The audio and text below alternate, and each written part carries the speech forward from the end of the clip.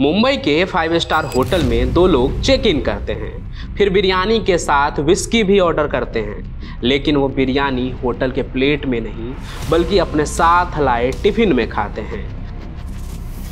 अब आप उनके टिफिन को मामूली टिफिन समझने की भूल मत कीजिएगा, क्योंकि इस टिफिन की कीमत 50 करोड़ रुपए जितनी है और जिस प्याले में वो विस्की पीते हैं उसकी कीमत भी करोड़ों रुपए में है, जिसे बेचकर खूब रुपये इकट्ठा करने के लिए ये मुंबई आए हैं। क्योंकि इनके पास जो टिफिन और प्याला है वो सोने का है और उस पर हीरे मोती जरे हुए हैं, और ये दोनों फिलहाल इसके मालिक हैं, जो अगले दिन मुंबई के भीड़ भाड़ वाले जावेरी बाजार में जाते हैं और एक सुनार को अपना टिफिन और प्याला बेचने की कोशिश करते हैं, इस उम्मीद में कि उसे करोड़ों रुपये मिलेंगे।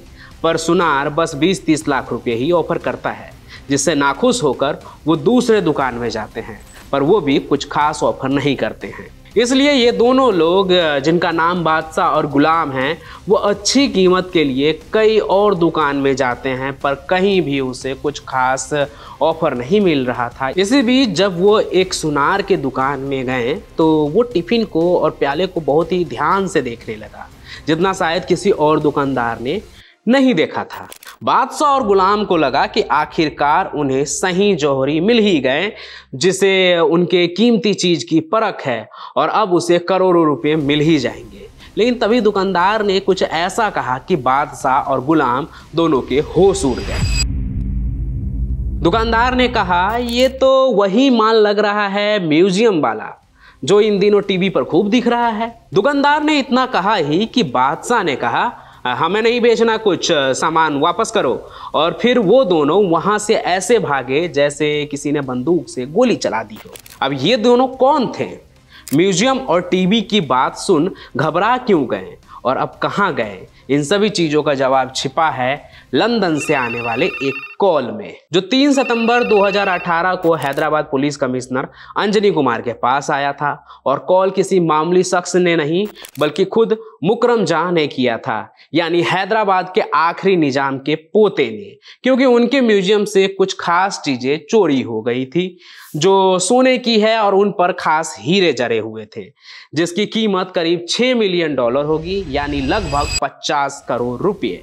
जी हाँ, सदियों पुरानी वही चीजें जो मुंबई में बादशाह और गुलाम बेचने की कोशिश कर रहे हैं, जिसे उन्होंने कई महीनों के मेहनत के बाद किसी फिल्मी स्टाइल में चुराया था हैदराबाद के निजाम के म्यूजियम से, जिसके लिए उन्होंने पूरे म्यूजियम की बारीकी से रेकी की और उसके लूप होल्स को ढूंढे। उन्हें पता चला कि वो जिस चीज़ को चुराने वाले हैं उस पर कोई अलार्म सिस्टम नहीं है और सिक्योरिटी गार्ड भी दुरुस्त नहीं है। वहाँ पर कई सीसीटीवी भी टूटे हुए हैं, जो उनके चोरी को और भी आसान करेगा। और अपने रेकी और जासूसी के दौरान उन्हें जो सबसे ज़रूरी बात पता लगी वो ये कि निजाम म्यूजियम में सीसीटीवी में रिकॉर्ड होने वाला जो डेटा है वो अगले 40 दिन के बाद अपने आप ही डिलीट हो जाता है। म्यूजियम के सिक्योरिटी में इतने सारे खामियों को देखने के बाद चोर जो थे वो अपना मास्टर प्लान तैयार कर लेते हैं और खजाने वाले कमरे में घुसने के लिए वेंटिलेटर को भी मार्क कर लेते हैं और फिर अगले 40 दिनों तक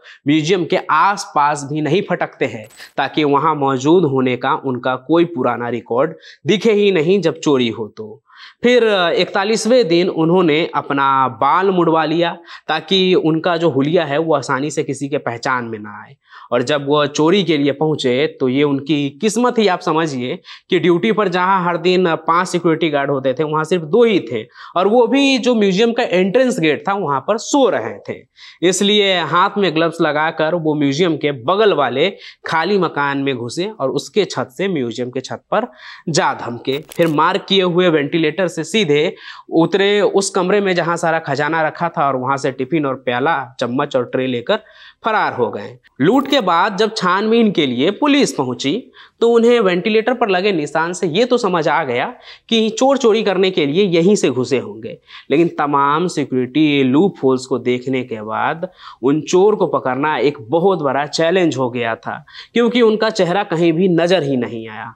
एक सीसीटीवी फुटेज में दिखा तो बस यही कि कि वो एक बाइक पर जा रहे हैं, 2 लोग हैं। अब भला एक बाइक के मदद से पुलिस उन्हें कैसे ढूंढते? फिर भी उन्होंने छानबीन जारी रखा और अपने सभी खबरी भी जो हैं वो एक्टिव कर दिए। दूसरी तरफ वो चोर बादशाह और गुलाम इस बात से परेशान हो गए कि अब उनके चोरी की खबर जो है वो मुंबई तक भी पहुंच गई है, तो अब उसे यूं ही खुले मार्केट में बेचना पॉसिबल नहीं होगा।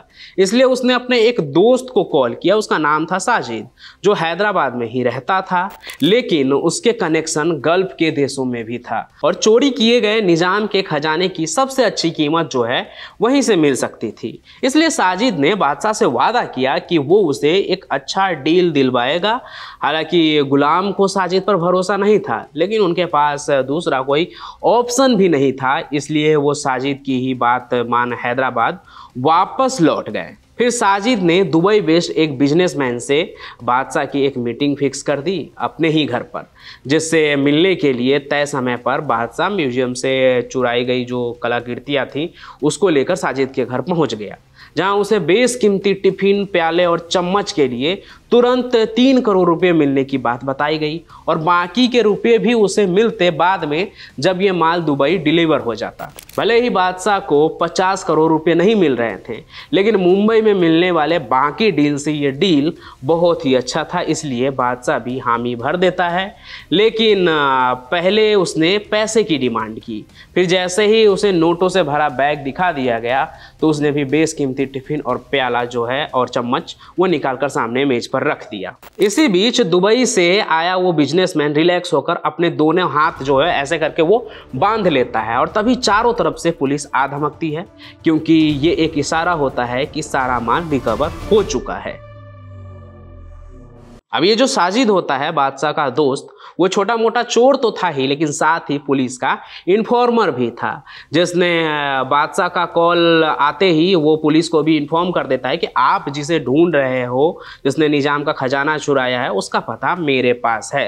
पुलिस चाहती तो उसे सीधे गिरफ्तार भी कर सकती थी, लेकिन वो बादशाह को रंगे हाथ पकड़ना चाहते थे म्यूजियम से चुराए हुए खजाने के साथ। इसलिए उन्होंने साजिद के घर पर हर तरफ कैमरा फिट कर दिया और बादशाह उस जाल में आकर फंस गया। हालांकि उसने चोरी के लिए एकदम परफेक्ट प्लानिंग की थी, कोई नामो निशान नहीं छोड़ा था, पर कानून के हाथ लंबे होते हैं, ये तो हम सब ने सुना है बचपन से ही, फिल्मों में भी और किताबों में भी। और जिस तरह से हैदराबाद पुलिस ने 10 दिन के रिकॉर्ड टाइम में इस केस को सॉल्व कर लिया, उसके बाद ये बात साबित भी हो गया, क्योंकि अपने स्ट्रॉन्ग नेटवर्क के वजह से उन्होंने उस चोर को पकड़ लिया, जो शायद कभी नहीं पकड़ा जाता अगर चोरी का सामान बेचने में इतनी जल्दी बादशाह और गुलाम में नहीं की होती तो। और एक चीज़ सोच कर देखिए आप और जवाब भी दीजिएगा ज़रूर कि अगर साजिद पुलिस का इन्फॉर्मर नहीं होता तो क्या ये बादशाह और गुलाम पकड़े जाते, या फिर निजाम के म्यूजियम से होने वाली ये चोरी दुनिया के उस म्यूजियम के चोरी के लिस्ट में शुमार हो जाता जिसके 99% केस सॉल्व ही नहीं होते हैं? बताइएगा ज़रूर। और हर रात 8 बजे देखना नहीं भूलिएगा क्राइम की एक चौंका देने वाली कहानी, सिर्फ और सिर्फ मेरे साथ क्राइम कनेक्ट पर। हम फिर मिलेंगे नए सफ़र में, तब तक के लिए धन्यवाद।